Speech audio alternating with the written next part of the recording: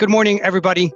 This is Alberto Villarreal, Managing Director of Nepanoa Transformation Advisory. We are based in Chicago, Mexico City, and Monterrey, Nuevo León, Mexico. There will be some parts of this presentation in Spanish as well, just in case we need to translate anything. But with that, let's begin. And please give me 30 seconds so I can share my screen and we can get going with the presentation. All right, sounds good. So thank you very much for joining us this morning. Today, we're going to talk about three main things, three objectives. That's what we want you to walk away with. The first one is we have visited the future, at least part of it. And the main question that I'm going to ask you is, what will you bring back? The second piece, we're going to evaluate a transformation. I'm going to show you a framework on how to evaluate a transformation, how to look into a change in your business, whether it's an existing business or a new business, and try to avoid blind spots. And the third one, you want to be David, and we'll get to that. Part of the work that we do at Nepanoa Transformation Advisory is help multinational companies, mainly based in the United States, Mexico, and the rest of Latin America, to implement change in their business. And when we talk about change, change can be driven by different factors. Change can be driven by regulation. Take, for example, the new NAFTA or USMCA, TMEC, as it's known in Mexico. That's going to trigger changes in the way that companies work across borders.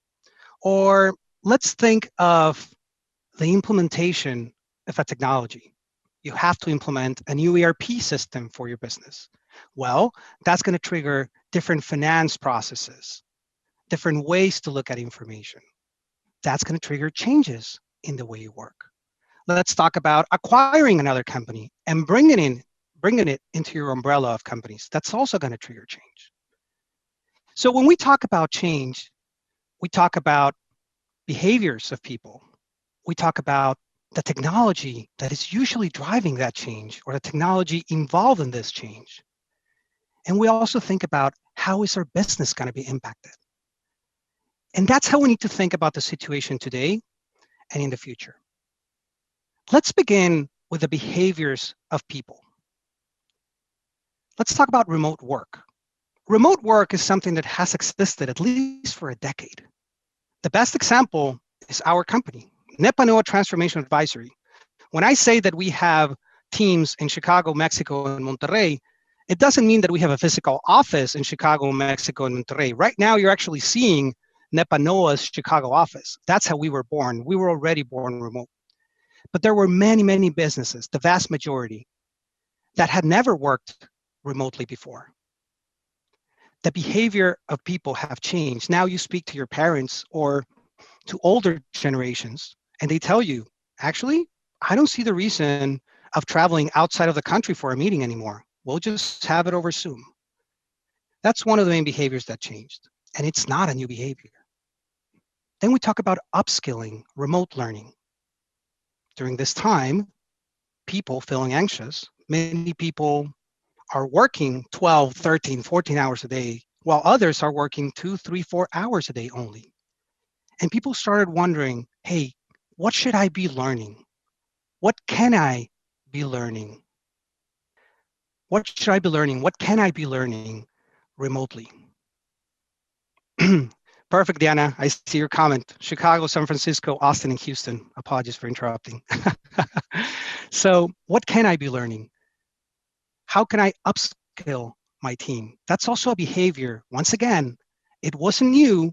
Now, simply more people are doing it. Then we think of health and wellness. Of course, COVID-19 is a pandemic. And the issue with that is that health immediately comes to mind. It's not like other crises that we had before where you had an economic crisis or real estate crisis, the peso versus dollar crisis. No, this one is health. So health right now, it's top of mind of everybody, of business owners, of employees, of clients.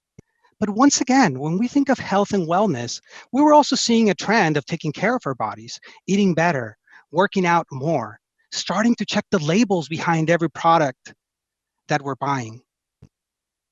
COVID-19 accelerated the health and wellness trend within our people. How many of you had already heard about Peloton? Today, Peloton will tell you, you know what, don't order any bikes anymore because it's going to take me a long time to actually deliver to you. Or now every health coach is a blogger. They've all gone into Instagram and started doing their live sessions. It's fantastic. They're agile. They're adapting to the new rules. But what this tells you is that the health and wellness behavior, which already existed, accelerated. And finally, we have e-commerce. And the best story to explain e-commerce is my mother. My mother, she's a 60-year-old woman who loves going grocery shopping. She actually loves it. She enjoys going on Sundays, getting on her cart, and start picking the different items that she's going to take home. Well, now even she is using, she lives in Monterey, so it's HEB delivered to her home. In the United States, here in Chicago, we're using Amazon for that. So those four main behaviors we've seen in people and in our clients. But what I want you to take away from this message is that these are not new. They already existed. They were simply accelerated by the current rules, which certainly will not be the rules in the next 6, 8 to 12 months. So with that in mind, I'm going to ask Michelle to please typing the question, and we're going to put it in the chat. Unfortunately, we don't have the Zoom polling system in this webinar. So I'm going to ask you to please take a look at the chat and respond. Which one of the behaviors do you think will impact your business the most? And I promise to you, this is going to be a manual poll, but it's going to be better than the ones the Mexican president does. So I see e-commerce. We need more people to participate. This is what you're going to use on a future exercise in this session, guys. Remote work, health, okay.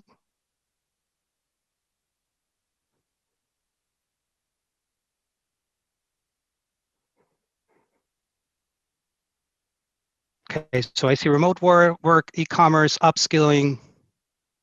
It's pretty varied, right? I love that.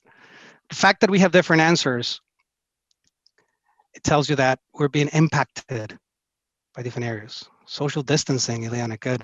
Arturo Villarreal, CND, health and wellness, e-commerce. Okay, so I think that the one that is winning is e-commerce. So let's choose e-commerce as the winner for now.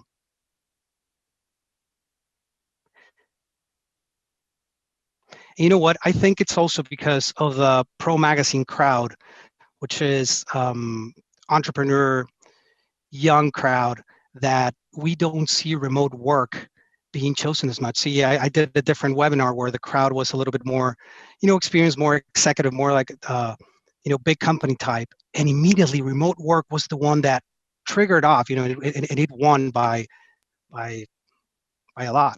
It's like 70 or 60% chose remote work. Okay, understood. Thank you, guys.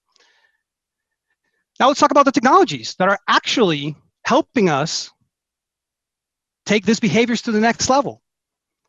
Talk about cloud. If a business was not in cloud during COVID-19, I promise to you, they're wishing that they were in the cloud prior to COVID-19. The cloud enables us to have better information, enables us for our information to be safer. We can access it from everywhere in the world, from different devices, from your cell phone, from your laptop. You can collaborate with peers across the board. Then you have artificial intelligence. And the main example of artificial intelligence is Siri. Right now, if you say, hey, Siri, your iPhone will respond, what do you need, right? If you say, Alexa will respond, what do you need, right? They need something from you. So when you think of artificial intelligence, the most basic artificial intelligence is machine learning. You give them A, you give them something, and you obtain B, you obtain a response. We can take that to a different level, and we can talk about Tesla, which is one of the automakers, or at least the most famous one of the automakers, dealing with automated cars. But in the end, every automaker out there is right now working with artificial intelligence to bring to us automated cars. But artificial intelligence is everywhere. When you go into Google, the algorithm, the options that you get when you start typing something, that's artificial intelligence. And once again, both cloud and artificial intelligence are not new technologies. They were emerging technologies, yes, and they have not reached their full maturity, no, but they were already being used by the vast majority. Then we go into virtual and augmented reality. And this one is beautiful. I was just talking to Michel from Grupo Pro before the webinar started, and we were discussing different options of how are we going to network in the future with social distancing. Are we going to have big conferences like the ones that are hosted in San Francisco for 3,000, 4,000, 5,000 people? Are we going to have shows in Las Vegas, right? The jewelry shows that we have over there. Are we going to have trainings for 10,000 people? We don't know yet. So virtual and augmented reality certainly start taking a place there. We're just brainstorming, and perhaps public relations companies may start sending you the virtual reality goggles so that you can have a networking event. Or think about augmented reality. Nowadays, if you go into Wayfair, at least in the United States, and you want to buy a sofa, right, for your living room, you grab your cell phone, you take a picture of your living room, and you can see if the sofa actually fits and how would it look with the different art pieces that you have in there, or your bar, or your TV. That technology, once again, an emerging technology, already existed. It's simply accelerated. And finally, Internet of Things. I do not want to run a poll on this, but I assume that many of you know what Nest is, the thermostat, the smart thermostat, where you can be anywhere in the world and you can change the temperature at your home. Or you can have Ring, which is a doorbell that at the same time you can be in Monterrey and somebody rings your doorbell in Chicago and you know who is at your home. That's Internet of Things. That's transmission of information between appliances, between things, and the owners or the users. If you take that into a manufacturing or the agricultural industries, you're going to learn how machines can actually measure their temperature or their use and send you a warning and tell you, hey, I need to be maintained. Or this piece is failing, let's fix it. That's Internet of Things. And there are many other technologies, but these four are the ones that have accentuated the most during COVID-19. The user base has grown tremendously. And if you're thinking of starting a business, or if you have a business, or if you're working in a business, here I ask you, which one of these technologies will impact your business the most? So Michel, if you can put the question in the chat, that would be great. Thank you, Ricardo. Cloud for sure. Anybody else? AI, artificial intelligence.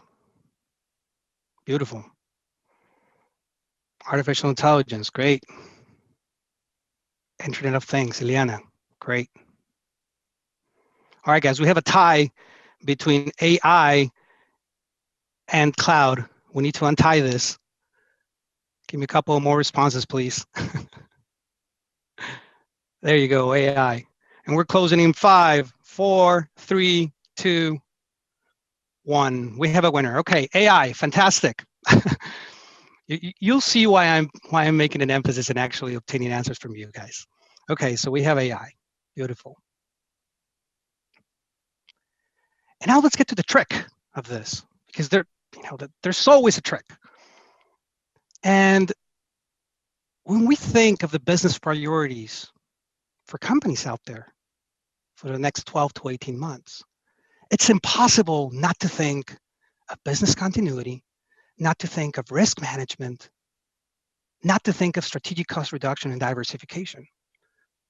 Because most companies out there, first of all, they were thinking of surviving the crisis. And if you've made it this far, it's highly probable that you're going to survive the crisis. But more importantly, how do I survive the post-COVID-19 world, the post-crisis world? And business continuity is simply making sure you plan and make the right decisions for your business to survive different events. And risk management, what you're planning to do is understanding what's your cash position. Are you making the right investments? What's your operating costs? Making sure that you're going to survive for an extended period of time. Making sure that if there is another health crisis, perhaps there's a resurgence of COVID, or perhaps there's another virus, or perhaps there's insecurity, or even a cyber attack, that your business can respond. So by nature, business continuity and risk management immediately tells you, okay, let's take care. Let's not do anything crazy right now. Let's not implement any changes. Then when you think of strategic cost reduction, immediately, okay, we're going to stop traveling, so let's cut that. Okay, well, we were spending $100,000 in marketing. Now we're going to spend $20,000 in marketing. Boom, we got that. Well, we're going to cut X and Y people here. It shouldn't be like that. That's the old way of doing strategic cost reduction. Strategic cost reduction today, you really need to hone in on what are your objectives, what are your key capabilities as a company, and focus on those. But very importantly, think of what can you change while you are reducing your expenses, but also guaranteeing that your business will remain there. And finally, diversification. When you think of the businesses today that are winning, they're all diverse. They are all diverse. If Amazon had not invested in food delivery, perhaps they would be running around right now, figuring out what to do. If Uber, which of course is having a hard time on their main business, which is rides, had not invested in food, they would be having a tougher time. And the list goes on, but you can find businesses that are diversified. And they're in this situation, they can focus their efforts on different businesses. Of course, it's not a matter of really knowing what's going to be the next crisis so that you are invested in that business and they take advantage. But businesses today are thinking of diversification. And here's the challenge. These three behaviors talk about security, talk about not changing. These three behaviors, or these three priorities for the businesses, talk about staying, being safe. But what I want to propose to you today is that businesses that do nothing and simply focus on surviving right now, maybe they will not fail right now, but they will fail in the future. And those businesses that are actually thinking of what's next, thinking of what they can change within their business, thinking of how they can innovate in the relationship with their clients and serving their clients, thinking of how they can partner with others to succeed, not only through COVID-19, but post-COVID-19, will thrive. So when you think of these three business perspectives, always think that they are not against innovation. Business continuity, risk management, strategic cost reduction, they are not against transformation. Actually, if you want to accomplish them, you need to invest, you need to innovate, you need to transform. If you stay just the way you are, and if you're thinking or reminiscing that we're going to go back to the way things were, your business will fail. So with that in mind, we come to the third poll. And Michelle, if you can put the third poll on the chat, that would be fantastic. And it is, which business priority will permeate in your business for the next 12, 18, 24 months? Or what are you seeing in your business? If you work for a company, what have you seen? If you are a business owner, what are you doing? What's top of mind right now? Diversification. And guys, there's no right or wrong answer. Actually, especially from the business perspective, it's different when we talk about technologies and behaviors. When we talk about the business perspective, I mean, they're really all intertwined. They really are together. C&D, diversification, making sure there is space for my team to constantly think of new ideas and innovations. Diana, thank you very much for mentioning that, because we're going to get to that in the next 3 slides. Everybody look at the chat. She said, giving space for my team to constantly think of new ideas and innovations.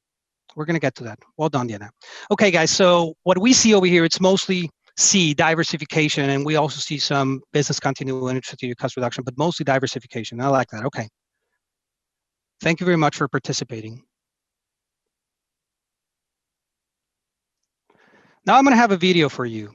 Please give me 1 second because I'm not sure you can hear my screen. So I'm going to have to stop sharing and then share again. Give me 1 second, please. Oh, no, there you go. Share computer sound. It's fine. So you're going to be able to see it. Give me 1 second.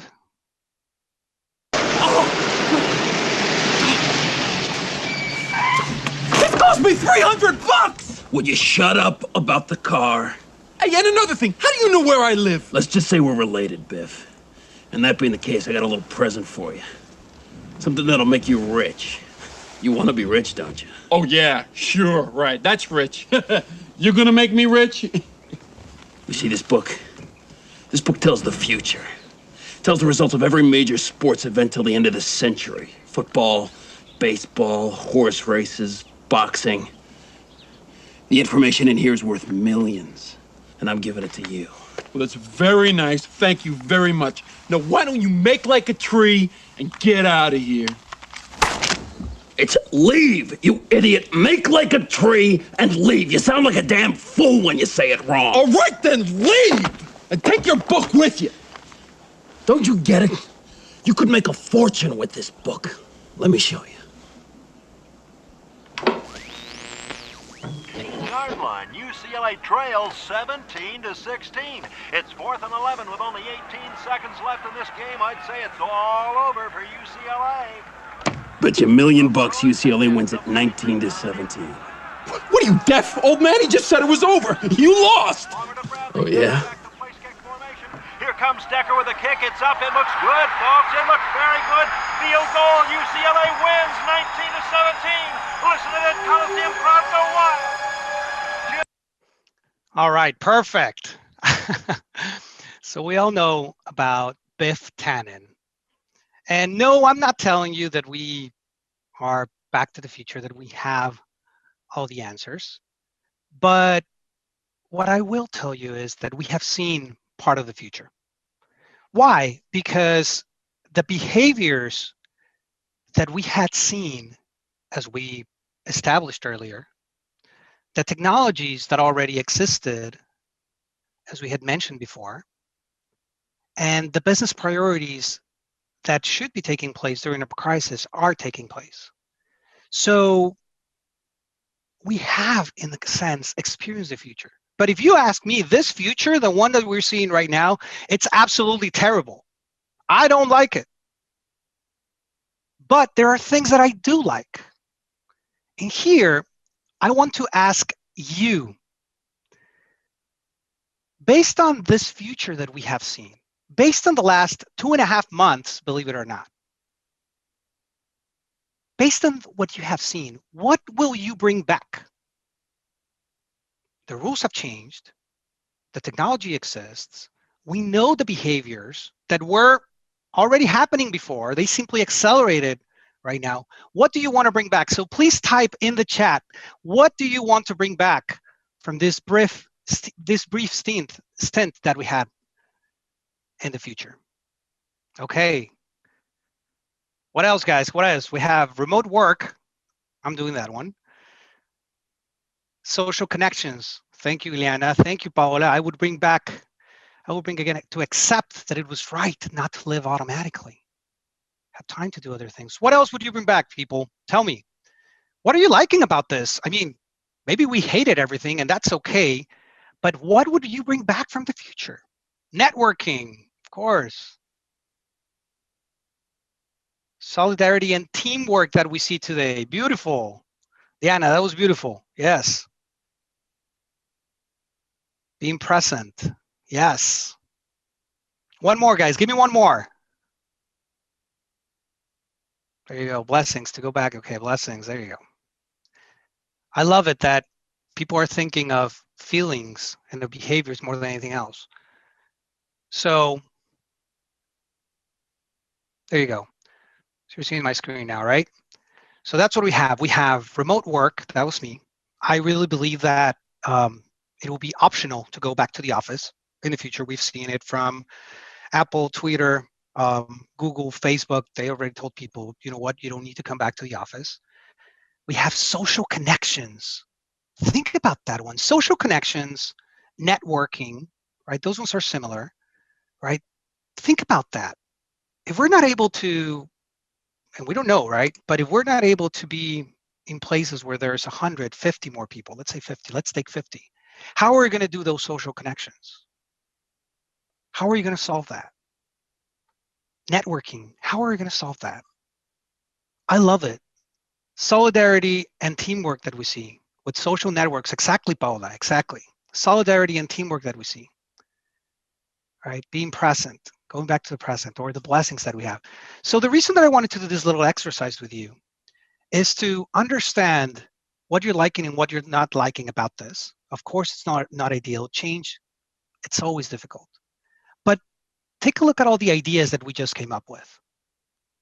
Now, if the rules as we knew them changed, but we still want to accomplish this, well, then there's an opportunity for us to use the technology available or even new technology, take advantage of these behaviors and implement change in our organization. And I'm going to go back to what, I'm sorry, I can't remember if it was Diana or Paola mentioned. When in the chat, they said, I want to give enough space to my team so that they can actually innovate, so that they can actually give me ideas. So thank you, Diana. So it was Diana. So when we think about this, guys, the worst mistake for a company to make is to try to go back to normal. But if we were able, literally in 3 minutes, to come up with these ideas, think about all the different ideas that you could actually bring to the table if you speak to your team, if you speak to your clients, if you speak to your suppliers, if you speak to your partners. And in another webinar that we did a couple of weeks ago, we asked the question, and many people, many companies have simply not done a formal effort of speaking to people and having a conversation of how things could look in the future. Ask, what are you liking? How could we add value? What do you expect from us? How are things going? COVID-19 has been different for everybody, and everybody has had a different experience. Well, if you're thinking of re-engaging in business, you need to be talking to the people that make up your business, to the people that hire you or that purchase your services. So here we go into the last question, which is, has your company performed a formal idea gathering process? And what I mean by formal is taking notes, keeping track, releasing a survey, obtaining data, taking a look at the numbers, really vetting the ideas. So I'm going to ask you to participate in the chat again and tell me, has your company performed a formal idea gathering process? Yes, with employees. Good. Fantastic. Anybody else? ¿Alguien más? Muy bien, perfecto. Qué bueno. Very good, guys. Very good. I don't see any A's, which means that everybody's super in tune with what their clients are saying. And if their employees want to work from home or they want to come back, or they're super clear if their role is going to stay here after COVID-19 or not. I seriously doubt it. I'm pretty sure that there's some A's out there, but perhaps nobody wants to put them in there. It's okay. I completely understand. But that's the key, guys. That's the key, right? As we're thinking about the future, you need to be having these conversations. You need to really be having these dialogues and then take action based on what you learned. Okay? Give that opportunity for them to ask you questions and for you to respond, but also taking actions on that. Okay, guys, so we're getting into the final stretch of the presentation here. We're going to take us about 10 minutes, and then we're going to leave some time for Q&A. So let's recap a little bit. We said, Alberto, the behavior that is going to impact my business the most is e-commerce. Okay, we'll take that. The technology, even though it's a combination of all of them, it's AI. Okay. And then my mindset is going to be around diversification, around innovation, to see what else can I do with my business. Beautiful. So I start seeing a trend here. And you're also, based on your answers, you're also speaking to your clients and to your employees. Fantastic. Guys, I'm going to be very, very honest with you. And if it wasn't because of what I'm about to say, Nepanoa wouldn't exist. My company wouldn't exist. Change is tough. Transformations fail all the time, consistently in companies. And I'm not saying it. So the people that are saying it, there's a joke in Mexico that I love that it says, cualquier empresa que se respeta tiene una opinión sobre transformación. So in English, it's any respectful consulting company will have an opinion on transformation. So what I did was quick Google search to talk about, to see articles around transformation. And the first one that I found was from the Harvard Business Review in 1995. In 1995, we were already talking about how or why transformations fail. Then you can take it to Bain in 2010. Then you can talk to McKinsey in 2015. Then my former employer, PwC, in 2017. And you do see trends, right?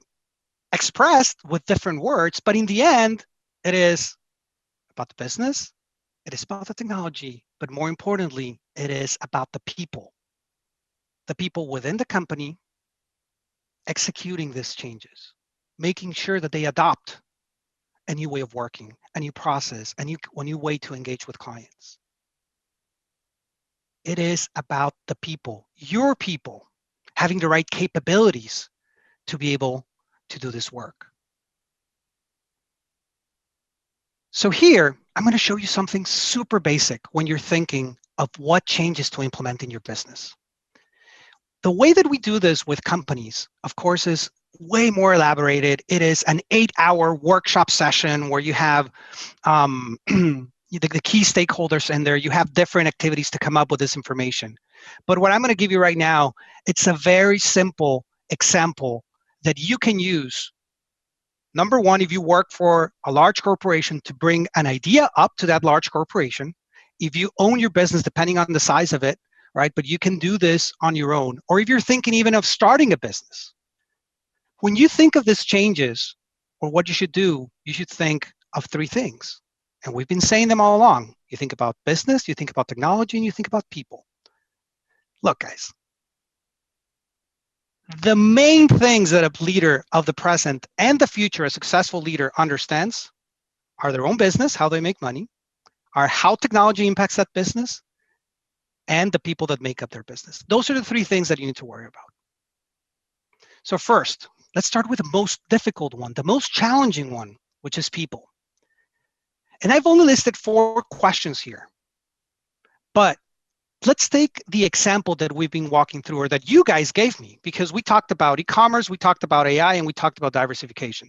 So let's say, based on your responses, that we are a business that has a store and we sell sports goods, for example. And I'm just choosing that as a plain vanilla example.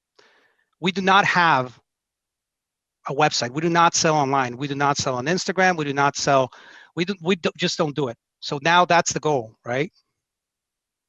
So we're going to go into e-commerce. And there's technology for that. It's super mature. It's super easy to do. We've been selling stuff on the internet forever.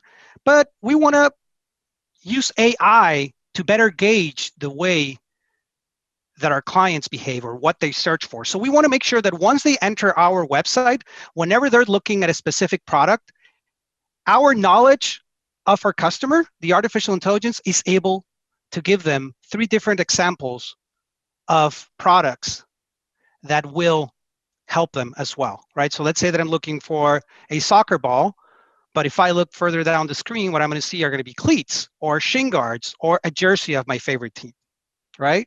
So we're using AI. Fantastic. So let's think first about the people. The first question that you need to ask is, how does this change impact your client experience? So most of our audience today, I'm assuming, is from Monterrey. So you have a store at the mall and everybody goes there to buy. Well, how is this going to change the experience of your client? Now they're not going to go to the store. They're not going to be able to try those shoes on. They're not going to be able to fit that jersey on. But more importantly, how are you going to get to that client? Get to the answer. How does this impact my teammates? How does this impact my employees? Well, think about it. You have salespeople at the store. Well, will these salespeople be able to provide customer support online? Perhaps. Do they have the right capabilities to do that? Do they have the right skills to do that? And if they don't, are we going to train them? Or are you going to get somebody else? If you're going to get somebody else, it's going to be more expensive because you're fighting against all the other sports goods stores out there that are going to go into e-commerce. What type of training do you need to give to your people to be able to provide this service? How is it going to impact you as a manager or as the owner? How is it going to impact you? Are you going to have more time, less time? You're definitely going to have more information from your clients, which definitely impacts them because you should be able to provide them a better service. But also, it's going to give you better analytics for you to understand what they buy and when they buy it, because now they're buying online. Who's going to do that for you? Do the people that work for you now, do they have those skills to do that? Now, taking that into consideration, let's go into the business. How are your sales going to improve based on this change? Are you going to have less sales at the beginning before everybody knows that you actually have an online store? Are you going to have more immediately? Will your operating costs decrease? Well, think about it. You don't have rent anymore, but you do have a website. Well, what are you going to do with that money that you're saving? Are you going to save it? Are you going to hire more people? Or are you going to go very, very deep into a marketing strategy to make sure that everybody goes to your website? How much will it cost to implement this change? Because it's not only, hey, let's do the website and then that's it. No, right? You really have to go through the process of making sure that people know that you exist online, and it needs to operate very, very well. Because nowadays, you want to be delivering at home in less than 24 hours. And the final one, at least in this section, does this place us in front of our competition? How does it help our right to win? How does it make us better than everybody else? And if everybody else also has an online store, which they do, also has an online store, how is your online store going to be better? And by the way, guys, I'm just repeating this, we chose online store because we're walking through this example, right? But there's many ways to do e-commerce, not only having a website. And finally, technology. Which technology is going to help you accomplish this goal? Does it exist or do you have to create it? Who provides it? Which software are you going to use? Is it online? How much does it cost? Who's going to teach you how to do it? Are you going to manage it or is somebody else going to manage it? And the people that you have today, if you're keeping your team, which you want to keep your team, will they adapt to this new technology? If you do that exercise for 1, 2, 3, 4, 5 changes that you have in mind, those transformations for your business, you will be better off. You will be doing a good job of trying to avoid blind spots that you may have as you go through this transformation. That's the number one objective. And the second objective is that having the answers to these 3 topics, or having a way to approach these 3 topics, will help you in the execution of change. Because you are foreshadowing the way people are going to feel. You are foreshadowing how your business will react. You are foreshadowing what technology you're going to use. And there will always be obstacles during this transformation, during this change, always. But if you always bring it back to people, business, and technology, you have a better chance of being successful.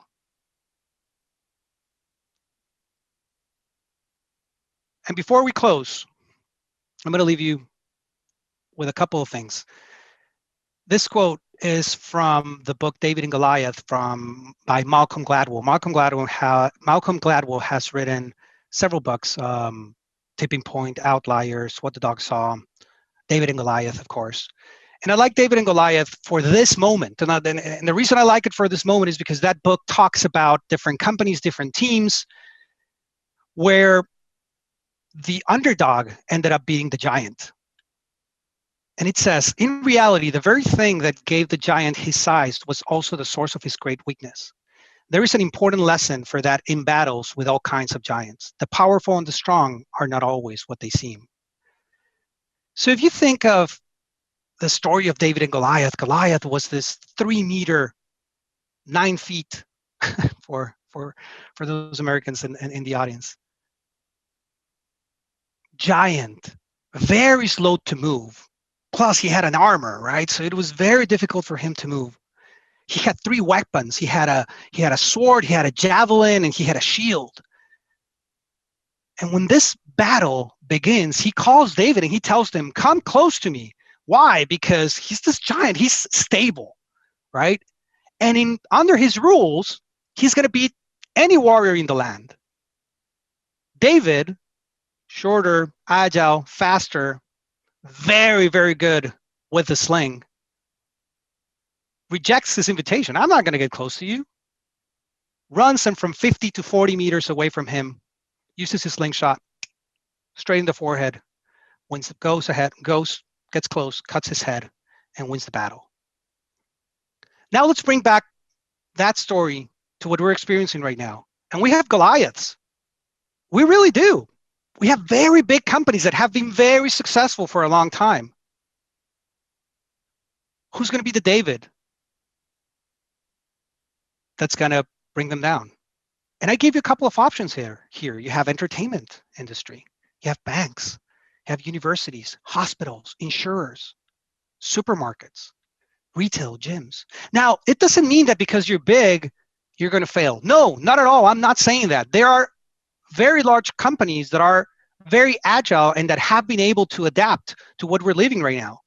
But there are also very large companies that haven't adapted at all. I mean, if you think of retail, see Macy's, Nordstrom, Neiman Marcus, they're all having issues right now because they ignored not COVID-19. They ignored this, guys. They ignored these behaviors. They ignored these technologies, right? These are things that already existed. When you think of gyms that may go down during COVID-19, they ignored that. They ignored this trend. Peloton didn't, Mirror didn't, right? So it doesn't mean that because you're big, it means you're going to fail. No, it just means that you need to be agile to adapt to the new rules and the new change. So for the final interaction before the Q&A, guys, which ones do you think will be the Davids? And you can point into specific companies that you think will be Davids in the post-COVID-19 world. It's the last time I ask you to participate, guys. Think about it. Anything that you have seen right now. And it may be a company that already exists, of course, that is winning right now. Just think about, there's no wrong answer.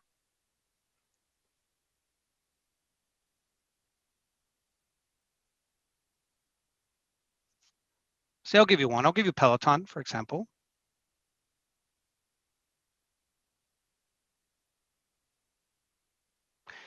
Yes, la pregunta es, y se las digo en español también, es ¿cuáles son los Davids? ¿Cuáles son las compañías que ustedes creen van a ganar? Que son ágiles, que se están adaptando rápido a estas nuevas reglas, que van a ganar en el mundo post-COVID-19.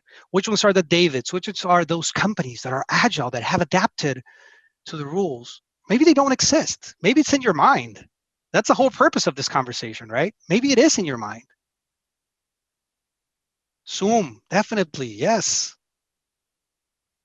Zoom is worth more than 3 airlines combined now.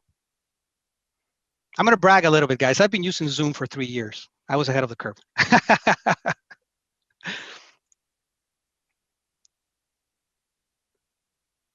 Think about education, guys. Amazon, for sure, Amazon. Think about education. Online universities, right? Think about apps for kids, right? Where they can learn. Right? Education, definitely, university, yes. Digital sales. Blackboard, yes.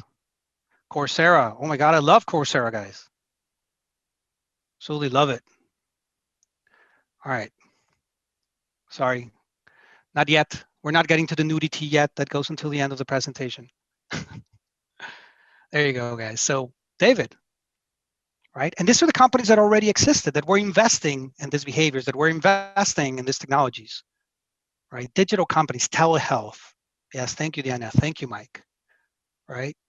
Those are the Davids that are going to win. So this is what you want, guys. Any change that you want to implement today, Slack, yes, delivery apps, you need to think of what technology we're going to use. Does this really fit into the behaviors of my clients and of my people, what we're seeing? And how does it impact my business?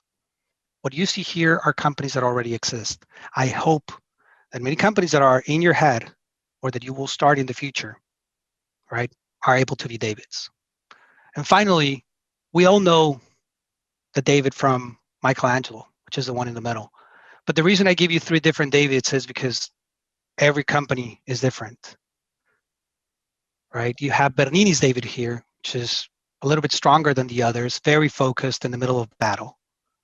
You have you have Michelangelo's David in the middle, right? Thinking of how he's going to attack Goliath. And you have Donatello's David on the right, perhaps the weaker physically of the three of them, but very imposing with the head of Goliath at his feet after winning a battle. Guys, there's different ways to win, but right now, you want to be David. Thank you, everybody, for your time. It's been a pleasure to spend 45 minutes with you this morning. Let's open the chat for a Q&A session. If you have any questions.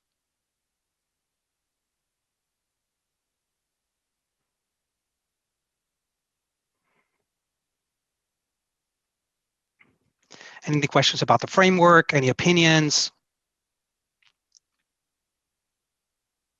Thank you very much, Fer. Fantastic question. The question is, how can we keep constantly creative and agile in our companies? So, Fer, I do not know the background of your company, but you have to really place an effort on it. I've had experiences with 2 clients in particular where we implemented projects to help them become more agile and involve their organization in a culture of change. And I'm going to try to be brief in this, but the way that you want to do it is you want to put a structure around those conversations. Make it easy for people in your organization to be thinking about change, right? And communicate it to them that change is good, that trying to innovate is good, that it positions you better against the competition, but it also makes the people working in that company better because they're learning about new things and they are more valuable. That's the communication angle. From the sponsorship angle, you really need high-level sponsorship. You really need the C-levels of a company to be behind this. If not, it's not going to work. If it starts from the bottom and it gets to a C-level and it's like, no, we don't like that change. Okay, fine. It doesn't mean that every change is going to be implemented, but at least you want the C-levels involved in this program, right? And the third one is, which resulted very, very good, was to gamify it, make it fun for everybody to be thinking about different things, make different contests about it, right? But for everybody, it goes from the C-level to the most junior person on the team. They have to be involved in this type of changes. And it's really a culture of testing, right? When you start migrating from a pretty established monotone business into making changes, you're going to fail a lot, right? But it has to be okay to fail because you really want to test different things. And to be honest, the last 3 months was the best time to test. The best time to test because many people were not even paying attention. The ones that were super open of providing you feedback. And on the other hand, everybody was super understanding about things. The last 3 months, everybody has been like, yeah, okay, well, it's COVID-19. We expect something from you, but at the same time, we'll give you a pass.